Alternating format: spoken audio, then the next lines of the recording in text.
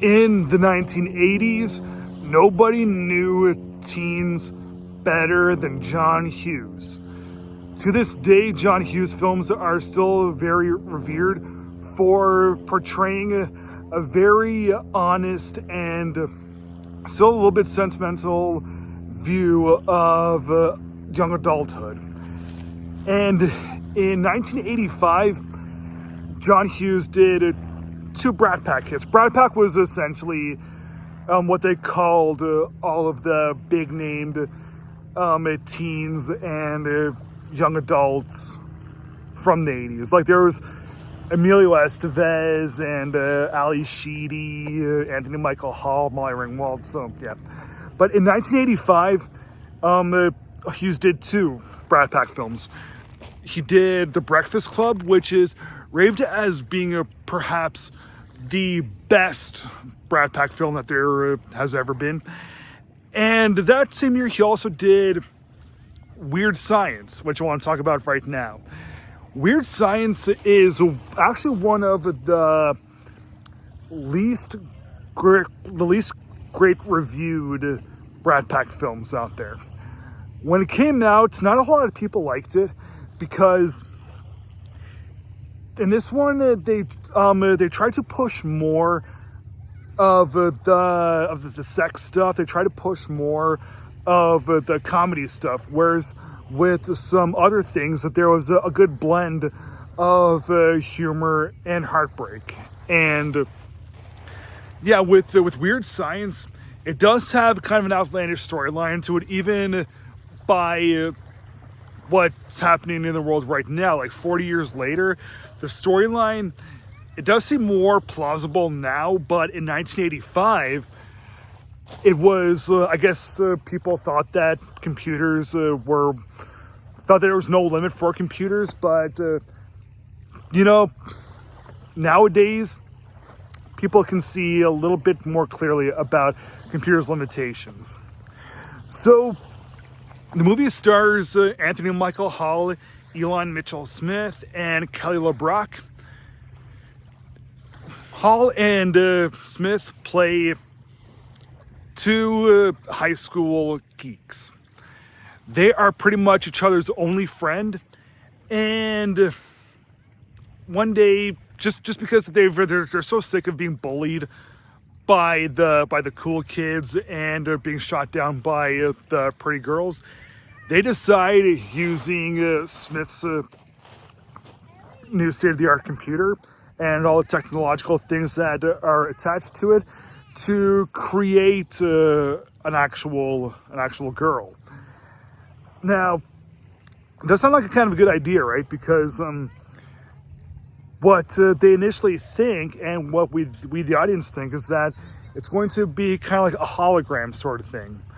A really, really good hologram. But no, when they create their ultimate dream girl, she's played by Kelly LeBrock. It is an actual girl with like flesh and bone. So, yeah, because they created this girl, and they create pretty much like all her wishes, her desires, the perfect looks and everything, it really causes people to look at both of them in a different light.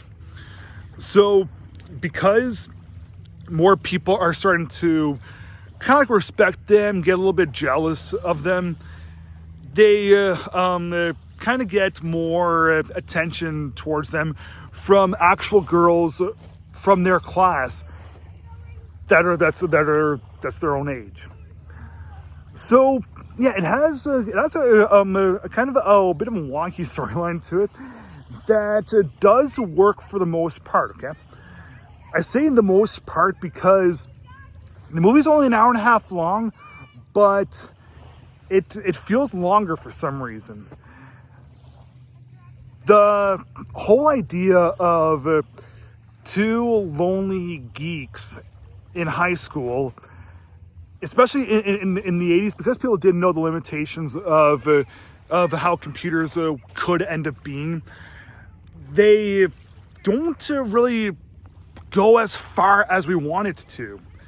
The movie is rated PG-13, okay, whatever, but if they were to have made the movie R-rated, maybe that would have been a little bit better, because it doesn't seem like they went really far with things. I mean, like, if I was that much of a geek, and I mean, my friend created a woman just out of the blue, way more things would have happened. I mean, like, there is quite a bit of partying scenes and some mischief, but it never goes full throttle like you would think it really would have.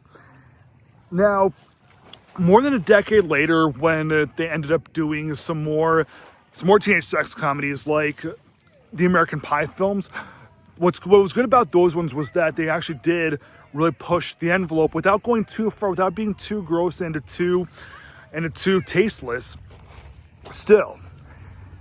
But also in the 80s, there was things like Porky's and Fast Times at Ridgemont High and Animal House. So yeah, I do think that something like Weird Science could have benefited from that. But also in the movie, you have a girl that you created very specifically to your own liking, but okay, a little bit of spoilers, okay? Both boys end up falling out of love with her and more in love with some of their own classmates. So I get it, though the classmates are actually real and the Kyla Brock character is just a computer creation. But still, she's so perfect. I didn't believe that either guy would fall out of love with her in just a couple of days like that. If the movie was longer, that also would have helped, because it would have been more realistic for both guys to fall out of love with her and whatnot. And also the way that the story, like plural, end up unfolding as they keep going along, nothing really happens in a superbly satisfying ways. Like, okay, there's a little bit of pranks that happen. Okay, it's like every time the movie goes forward a little bit, it's just okay. We never really hit a good stride that really pulls the viewer into the movie and really gets completely invested, and we have such a good time with. Now, John Hughes, when he did things like The Breakfast Club and 16 Candles, did those films reach the very high standard of excellence? Maybe, maybe not. But still, the Weird Science at least should have been at the same level as a 16 Candles or a Pretty in Pink. But unfortunately, it wasn't. What we get instead is a pretty enjoyable teenage comedy from 1985. It's really nothing to write home about unless you totally love the 80s. You know, if you like the 80s, if you're like, nah, whatever, about that particular decade, I say just get Weird Science. But personally, for me, because I love going back and watching things from decades past, I'll give Weird Science a bit of a pass. So yeah, a bit of a pass. I'll give Weird Science from 1985 3 stars out of 4.